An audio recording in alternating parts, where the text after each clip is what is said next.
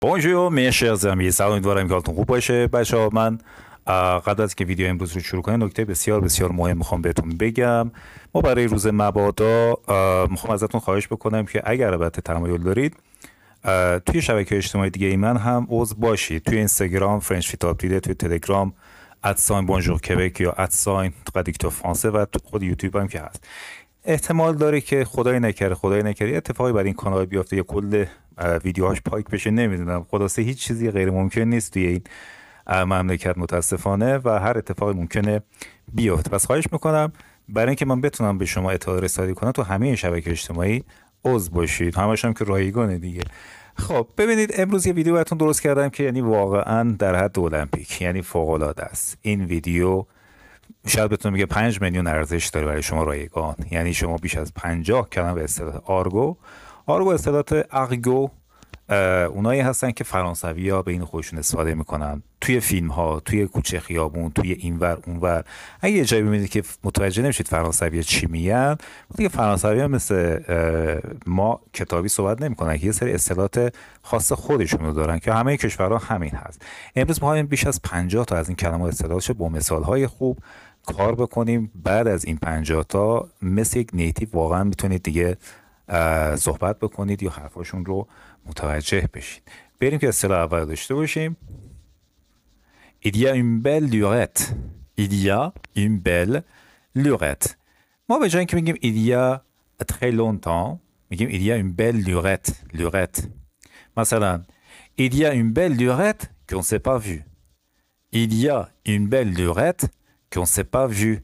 یعنی خیلی وقتی که همدیگه رو ندیدیم. به جای اینکه بگیم il y a longtemps qu'on s'est pas vu، و فرانسوی میگه il y a une belle lurette. لورت رو بچه‌ها اگه بخوام یه توضیح مختصر بدم، از کلمه اورت میاد.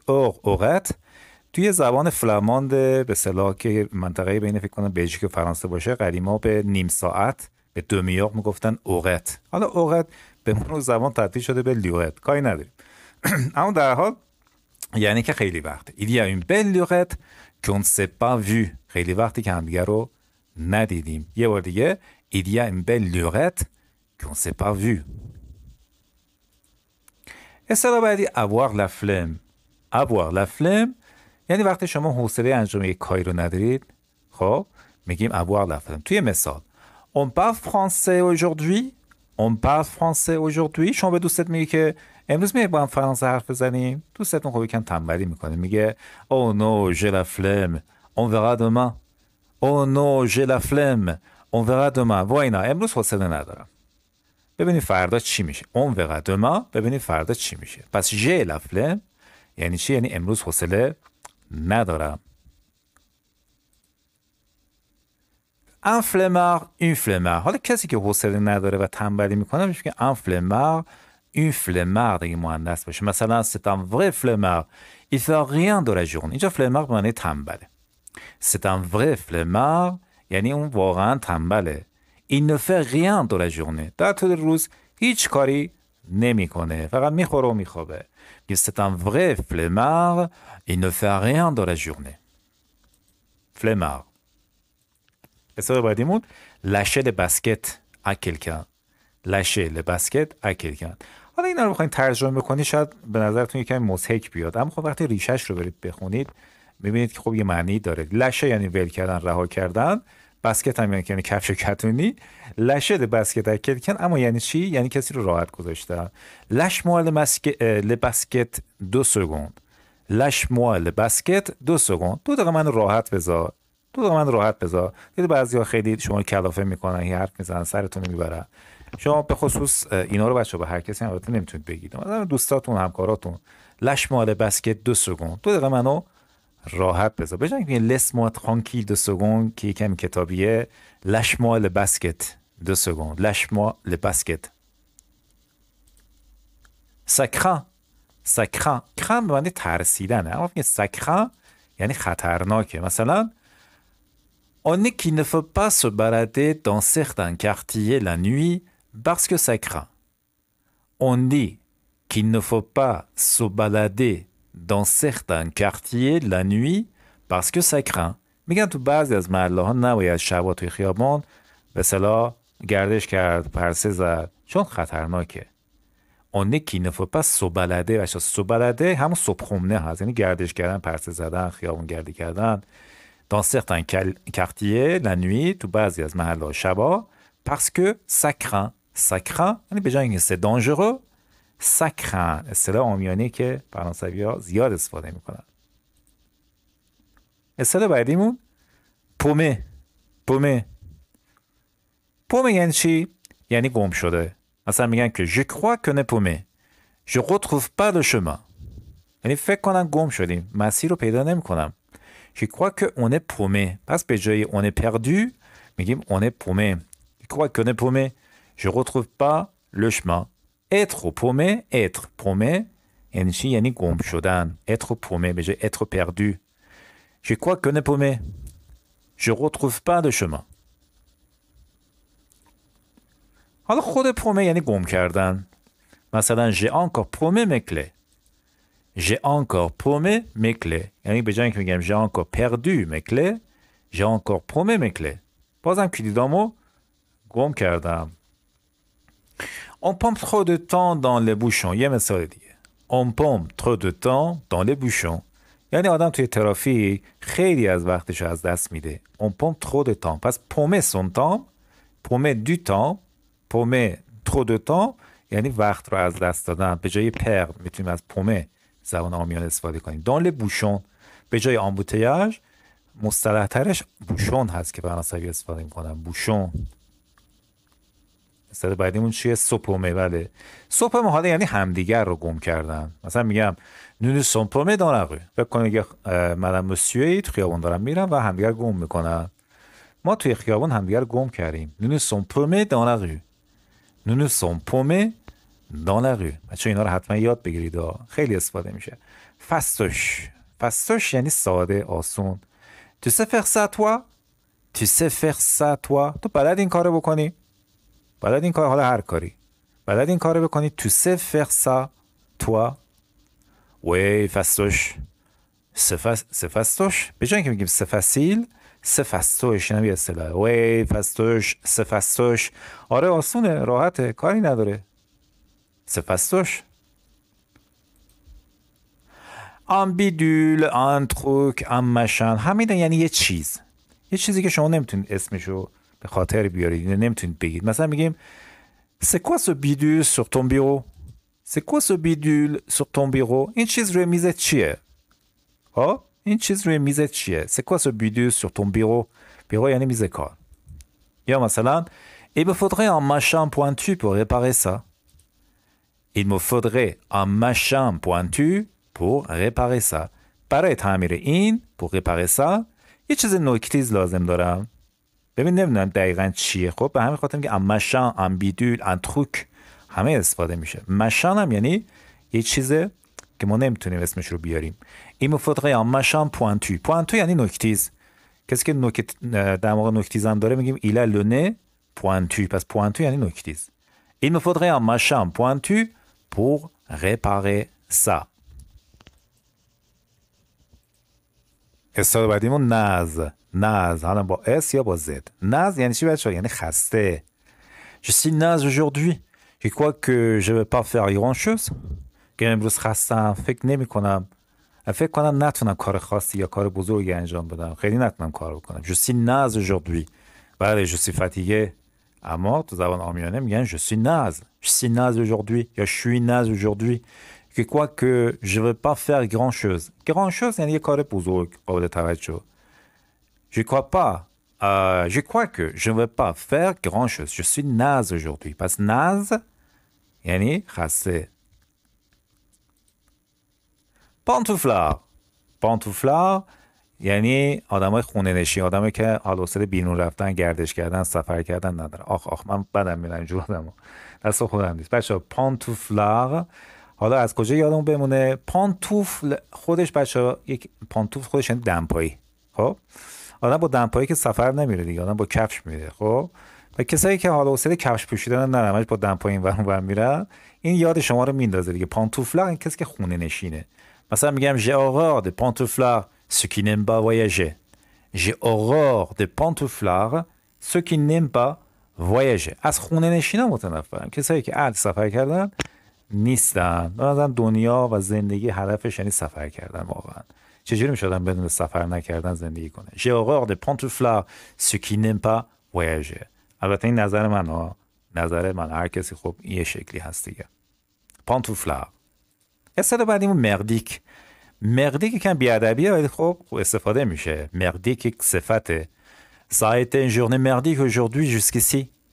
Ça a été une journée merdique aujourd'hui jusqu'ici. یعنی تا اینجا که امروز یه روز گند بود. حالا ببینیم بقیه‌اش چی میشه. Une journée merdique یعنی یه روز گند. Ça a été une journée merdique aujourd'hui jusqu'ici. Se planquer. Se planquer. مثلا je me suis planqué derrière un mur pour ne pas le voir. Se planquer به معنی مخفی شدن، یعنی به جای se cacher خود را مخفی کردن یا مخفی شدن میتونیم که se planquer که خیلی بیشتر استفاده میشه. پشت دیوار مخفی شدن تا اونو نبینم. Je me suis planqué derrière un mur pour ne pas le voir. حتی میتونم ترجمه کنم قایم شدن. قایم شدن. مخفی شدن میشه se cacher، قایم شدن میشه se planquer. خب ما تو زبان فارسی هم عامیانه داریم دیگه. قایم شدن. پشت دیوار قایم شدم تا نبینمش. Je me suis planqué derrière un mur pour ne pas le voir. Pour ne pas le voir برای که اون رو نبینم. پس se planquer مخفی شدن. تاره. تاره یعنی چی؟ فکرش هم نمی کنید. یعنی آدم ابله، استوپید، دیوونه. مثلا mais tu es complètement taré mon pauvre. Mais tu es complètement taré mon pauvre. تفلکی تو مخت پارسنگ برمیداره. یعنی تو خودت شدی، تو دیوونه ای و از فو به جای فو از تاره استفاده میکنیم. Mais tu es complètement taré mon pauvre. Mon pauvre یعنی تفلکی. Un vrai taré celui-là. Un vrai taré celui-là. اون بابا واقعا دیوونه است. Un vrai taré celui-là. اون بابا واقعا دیوونه. پس تاره یعنی دیوونه، کسی که مخش پارسنگ برمیداره. اصطلاح بعدیمون سکره هست. بله سکره معنی مقدس هم هست، اما سکره به معنی زیاد هم هست. مثلا tu m'as fait une sacrée peur. به جای گراند میتونیم از سکره گاهی قبل از صفت استفاده کنیم. tu m'as fait une sacrée peur یعنی من خیلی ترسوندی. به جای اینکه بگه tu m'as fait une grande peur tu m'as fait une sacrée peur خیلی عامیانه تر و پرکاربردتر باشه سکره. من خیلی ترسوندی. tu m'as fait une sacrée peur. یا مثلا c'est un sacré menteur. c'est un sacré menteur. این یه دروغگوی بزرگه. یه آدم میگه خیلی دروغ میگه. به جای بگیم c'est un grand menteur. menteur یعنی دروغگو. c'est un sacré menteur. c'est un sacré menteur. سکره یعنی بزرگ. پس کیفه. کیفه بچه یه اصطلاح عربیه که تو فرانسه میره و خیلی هم استفاده. یه چیزی مثل همون کیف کردن، لذت بردنه. خب Je kiffe pas ce film, c'est un navet, par exemple. Je kiffe pas ce film, c'est un navet. از این فیلم خوشم نمیاد، مزخرفه. Je kiffe pas. به جای اینکه میگم je n'aime pas ce film، خیلی گوگلیه دیگه، خیلی مبتدیه.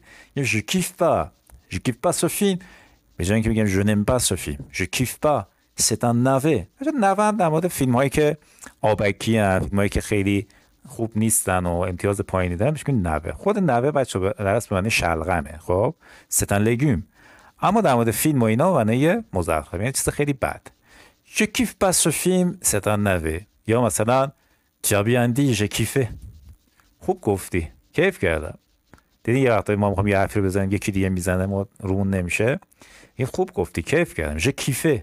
j'ai kiffé. اصلا کلا j'ai kiffé یعنی کیف کردم، لذت بردم. T'as bien dit, j'ai kiffé. choper. choper معنی گرفتنه. مثلا j'ai chopé la crève. j'ai chopé la crève یعنی سرما خوردم. اشاره la crève. la crève که از فعل کروه میاد به معنی پنچری ماشین و اینا. اما la crève تو زبان عامیانه به معنی یعنی سرما خوردگی. خب j'ai chopé la crève یعنی j'ai attrapé le froid. le froid یعنی سرماخوردگی، attraper گرفت. اما توی محاوره میگیم j'ai chopé la crève. j'ai chopé la crève سرما خوردم.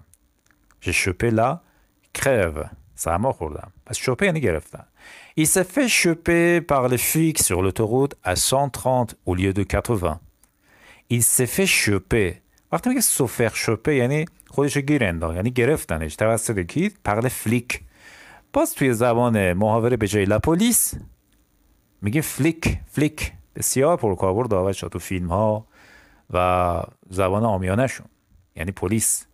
Il s'est fait choper par les flics sur l'autoroute à 130 au lieu de 80. به خاطر تجاوز از سرعت 130 کیلومتر به جای 90 کیلومتر پلیس ها تو اتوبان گرفتنش. Il s'est fait choper par les flics sur l'autoroute. اصلا بعدیمون چیه؟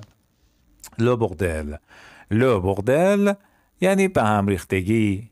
مثلا میگیم c'est le bordel dans sa chambre. Il ne range jamais rien. C'est le bordel dans sa chambre. یعنی اتاقش مثل بازار شامه. یه صدای ما داریم فارسی بازار شام، یعنی یه جایی که خیلی دیگه به هم ریخته است و این اون و یعنی همه چیز به هم ریخته است. بهش میگیم c'est le bordel dans sa chambre. Il ne range jamais rien. اون هیچ وقت هیچ چیزی رو مرتب نمیکنه. ranger مرتب کردن. پس le bordel یعنی به هم ریختگی، آشفتگی. c'est le bordel. le pognon چه اصطلاحی که به شما میگم استفاده میشه ها، یعنی خیلی استفاده میشه، چیزی نیست که برای قدیم باشه، همین الان هم استفاده میشه خیلی. il n'y a que le pognon qui l'intéresse. le pognon بچه یعنی l'argent یعنی پول. il n'y a que l'argent qui l'intéresse. میگیم که il n'y a que le pognon qui l'intéresse. یعنی فقط به پول علاقه داره، فقط پوله که در واقع اون بهش علاقه داره. le pognon پس معنی پوله. صدا بعدیمون چیه؟ boîte بله یعنی جعبه، صندوق. اما زبان عامیانه یعنی شرکت بچه ها، اداره. je travaille dans une boîte à côté de chez moi. توی شرکت کنار خونم کار میکنم. پس به جای اینکه میگی je travaille dans une entreprise که کمی کتابی و رسمیه، je travaille dans une boîte یعنی توی شرکت. boîte شرکت. نیکل که میگه فلزه که خیلی هم با ارزشه، اما به معنای دیگه هم هست. je viendrai chez toi ce soir ça te va. امشب میام خونه تو یا میام خونه‌ات، خوبه؟ ça te va. je viendrai chez toi ce soir ça te va. ouais c'est nickel. آره عالیه. به جای سپخته بچه میگیم c'est nickel یا نیکل خالی. نیکل oui نیکل یعنی عالیه. پس نیکل یعنی هم پخفه.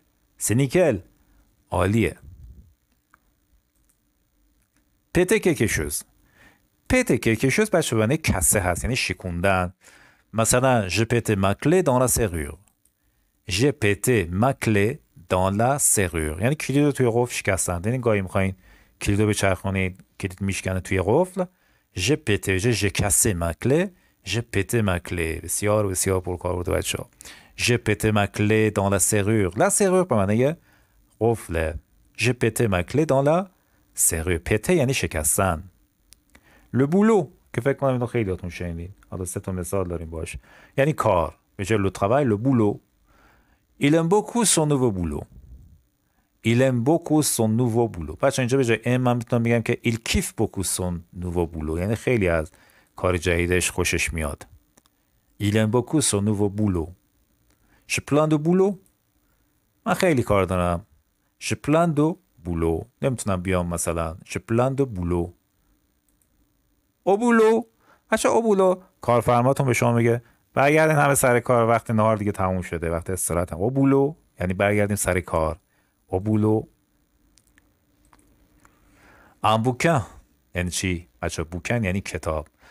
این اصطلاح هنوز هم که هنوز استفاده میشه. j'ai déjà acheté ce bouquin. قبلا این کتاب خریدم. j'ai déjà acheté ce bouquin. پس به جای لیو میتونی از بوکن استفاده کنی. j'ai déjà acheté ce bouquin. اما بوکینه فعلشه بچه ها. بوکینه یعنی کتاب خوندن. به جای لیر میتونید استفاده کنید. مثلا peu de gens bouquinent dans mon pays malheureusement. یعنی متاسفانه تو کشور من افراد کمی کتاب میخونن. peu de gens bouquinent به جای لیر استفاده میکنیم. پس بوکینه یعنی کتاب خوندن. غدن یعنی چی؟ غدن یعنی خسیس بچه، کنس. کل غدن تو چه کنسی یا چه خسیسی هستی. توی محاوره ما میگیم کنس، آدمی که اصلا حاضر نیست پول خرج کنه. میخوایم یه ساندویچ بخریم، نه بابا این خیلی گرونه، خیلی خست داره، در واقع نمیخواد اصلا پول خرج کنه. چون کل غدن تو غیر محاورش معمولیش میشه اوار یعنی خسیس، ولی دیگه اون فرانسوی نمیگه اوار، میگه قدن، کل قدن تو. البته نه که اوار استفاده نشه، چرا؟ ولی خب یه جایی کمی. قدن محاوره‌ای تره، پرکاربردتره. قدن خسیس. سوپلانته یعنی خراب کردن، رد شدن، مثلا توی امتحان. مثلا je me suis planté en expression écrite. Je me suis planté en expression écrite. توی امتحان انشا یا نوشتاری خراب کردم یعنی رد شدم، نمره نگرفتم. Je me suis planté en expression écrite. Je me suis planté فعل دو ضمیر است. خراب کردن یه مثلا امتحان. سو پلانته خراب کردن. شوت هم بچه یعنی عالی، مثل نیکل، پارفه، شوت. مثلا j'ai réussi mon test, c'est chouette. J'ai réussi mon test, c'est chouette. تست گاهی معنی اگزمن، امتحانه. j'ai réussi mon test، امتحانم قبول شدم. c'est chouette، چه عالی. c'est parfait، c'est nickel، c'est chouette. امیدوارم اینا رو انقدر استفاده کنید که فراموش نشه. dégueulasse، مثلا ce gâteau est dégueulasse، ne le mange pas. این کیک خیلی بده، نخور. ce gâteau est dégueulasse یعنی حال به هم زن، خیلی بدمزه، بیمزه. dégueulasse که اینا باز به کرات استفاده میشه. ce gâteau est dégueulasse یعنی خیلی بد. ne le mange pas، نخورش. dégueulasse. la bouffe یعنی غذا بچه ها. la bouffe est vraiment dégueulasse dans ce resto. La bouffe est vraiment dégueulasse dans ce resto. غذا تو این رستوران حال به هم زنه، خیلی غذای بدیه. La bouffe به جای la nourriture. La bouffe est vraiment dégueulasse که یاد گرفتیم dans ce resto. مخفف رستوران، resto. Je vais au resto ce soir. امشب میرم رستوران. resto. La bouffe est vraiment dégueulasse dans ce resto. بوفه، حالا فعلش میشه بوفه یعنی غذا خوردن، به جای مانژه. tu bouffes trop. به رفیقم میگیم یا به بچه‌مون میگیم که تو خیلی غذا میخوری. tu bouffes trop. به جای tu manges trop. tu bouffes trop. bouffer یعنی تو خیلی غذا میخوری. à quelle heure on bouffe. à quelle heure on bouffe. ساعت چند غذا میخوریم. à quelle heure on bouffe. ساعت چند غذا میخوریم. بوفه یعنی غذا خوردن. sacrément یعنی چی؟ یعنی خیلی. مثلا elle est sacrément douée cette petite. elle est sacrément douée cette petite. به جای اینکه elle est très douée یعنی با استعداد. douée یعنی با استعداد. elle est sacrément douée. به جای اینکه elle est très douée elle est sacrément douée cette petite یعنی دختر کوچولو. یا j'ai eu sacrément peur. j'ai eu sacrément peur یعنی خیلی ترسیدم. j'ai eu peur یعنی ترسیدم. j'ai eu sacrément peur خیلی ترسیدم. اینجا sacrément بچه جایگزین بوکوه، چون بعدش اسم اومده یا بین فعل اومده در واقع. avoir peur دیگه. اما اگه بعد از sacrément صفت بیاریم یعنی خیلی، یعنی très. اینجا très، اینجا beaucoup. j'ai eu sacrément peur یعنی خیلی ترس داشتم یا خیلی ترسیدم. j'ai eu sacrément peur. un rencard یعنی rendez-vous یعنی قرار. j'ai un rencard avec lui demain. j'ai un rencard avec lui demain. فردا باش قرار دارم. j'ai un rendez-vous تو محاوره میشه j'ai un rencard. j'ai un rencard avec lui demain. rencard یعنی قرار ملاقات. un chouchou بچه یعنی سوگلی. مثلا میگیم که c'est le chouchou des profs parce qu'il lit toujours. اون سوگلی معلم هاست چون همیشه درس می‌خونه. معلم ها در واقع خیلی خوششون میاد، مثل بچه درس خونه کلاس ها میگن لو شوشو. خب c'est le chouchou des profs parce qu'il lit toujours. دیدین شاگرد تنبلا، کسایی که حسادت میکنن، کسایی که درس میخونن، میگن c'est le chouchou des profs. سوگلی معلم ها چون همیشه درس میخونه، خودشون نمیتونن بخونن، تنبلی میکنن و میگن c'est le chouchou. و شوشو یعنی سوگلی، ناز پرورده. chouchou. un ام پوت یعنی دوستی که صمیمی هست با شما. در مورد آقایون ها، در مورد خانم ها نه. Je sors avec mes potes tout le week-end. Je sors avec mes potes tout le week-end. به جای اینکه بگه mes amis یا mes copains میگه mes potes. خیلی محاوره‌ایه. یعنی من هر آخر هفته، یعنی شنبه یک شنبه ها با دوستان میرم بیرون، میرم گردش. Je sors avec mes potes. potes یعنی رفیق. de fringues. fringues. مثلا fringues یعنی لباس. Elle dépense tout son fric dans des fringues. Elle dépense tout son fric dans des fringues. همه پولش رو توی لباس خرج میکنه، یعنی به لباس خرج کردن. Elle dépense خرج میکنه tout son fric. بچه به جای argent شما چند تا کلمه مثل پونیان یاد گرفتید، مثل تون یاد گرفتید. فریک هم خیلی استفاده میشه. فریک یعنی پول. فریک. فلیک نه، فلیک یعنی پلیس. فریک اونی که ری داره، خب یعنی پول. dans des fringues. پس به جای وتمان به زبان محاوره میگن des fringues. Elle dépense tout son fric dans des fringues. همه پولش رو تو لباس خرج میکنن، به لباس خریدن خرج میکنن. rigoler. rigoler میتونه معنی خندیدن باشه. مثلا ce film m'a vraiment fait rigoler. Il y a plein de dialogues marrants. Ce film m'a vraiment fait rigoler. Il y a plein de dialogues marrants. این فیلم واقعا منو خندوند. ریگوله خودش میشه غیر خندیدن، اما فق ریگوله یعنی خندوندن. اگه این فیلم من خیلی واقعا من خندون. Ce film m'a vraiment fait rigoler. Il y a plein de dialogues marrants. توش کلی دیالوگ های بامزه است. به جای انتقصان هم میتونه میگه marrant. اما ریگوله به معنی شوخی کردن هم میتونه باشه. مثلا je rigole pas, je te jure que c'est la vérité. Je ne rigole pas, je te jure que c'est la vérité. شوخی نمیکنم، قسم میخورم که حقیقت داره. Je ne rigole pas. به جای je ne plaisante pas محاورش میشه je ne rigole pas. Je rigole pas. Je te jure que. jure قسم خوردن. قسم میخورم که c'est la vérité. حقیقت داره. پس ریگوله به معنی خندیدن. faire ریگوله به معنی خندوندن. خود ریگوله گاهی به معنی شوخی کردن، پلزانته هست. لاتون. لاتون الان تازه رسیدیم. لاتون هم باشه به معنی پوله. دلم نگه براتون که خیلی استفاده میشه. لاتون به جای argent. Désolé mais j'ai pas une thune. Tu peux me payer le repas? Désolé mais j'ai pas une thune. Tu peux me payer le repas? شرمنده من پول ندارم، میشه غذام حساب کنی؟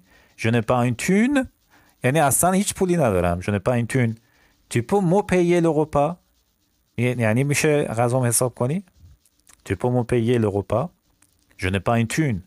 هیچ آیی در وسط ندارم، هیچ پولی ندارم. لاتون هم به معنی پوله. لفریکن که بهتون گفتم یعنی پول. مثلا t'as pas un peu de fric à me passer? t'as pas un peu de fric à me passer? کمی پول داری به من بدی؟ کمی پول داری به من بدی؟ اما پسه هم به جای دونه. t'as pas یعنی tu n'as pas. t'as pas un peu de fric à me passer? کمی پول داری به من بدی؟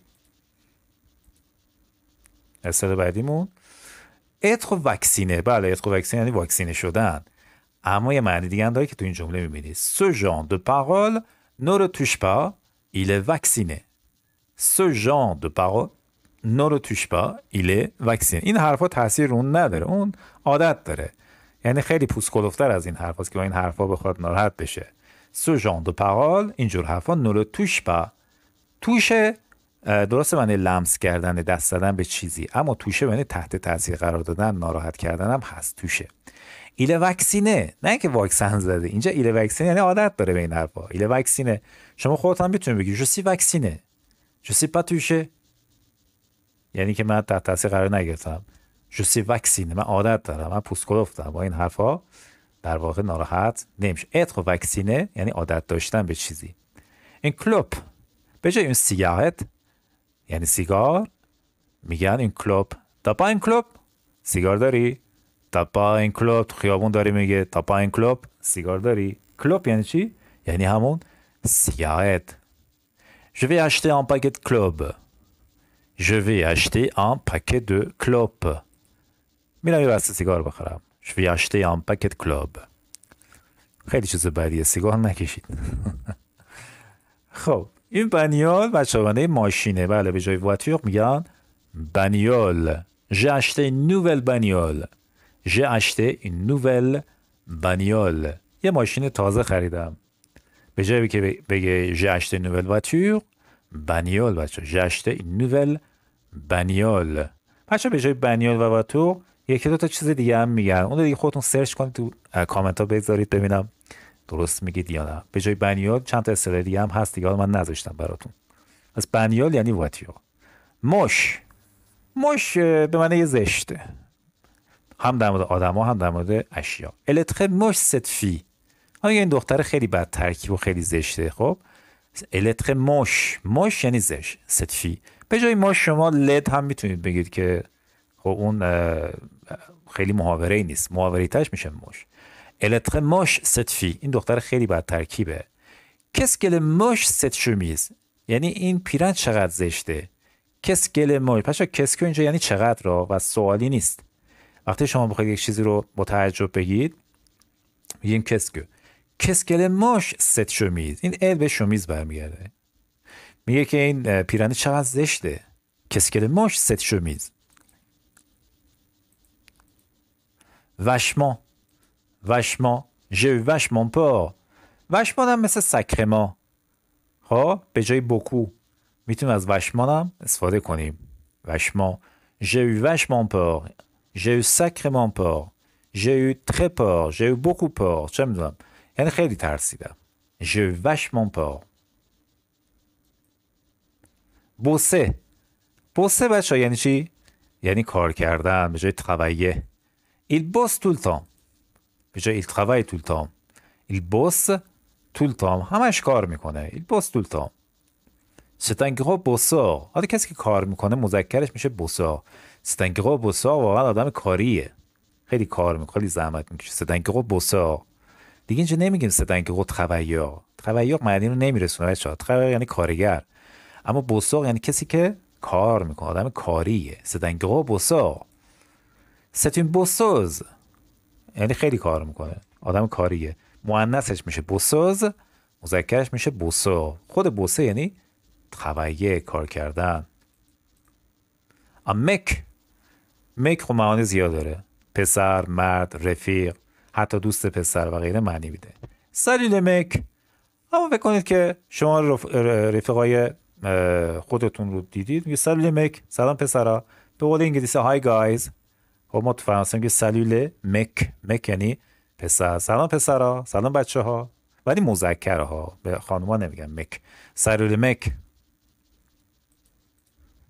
غله کاری که فرانسوی ها استادن توش، یعنی قور زدن. elle râle tout le temps c'est une râleuse.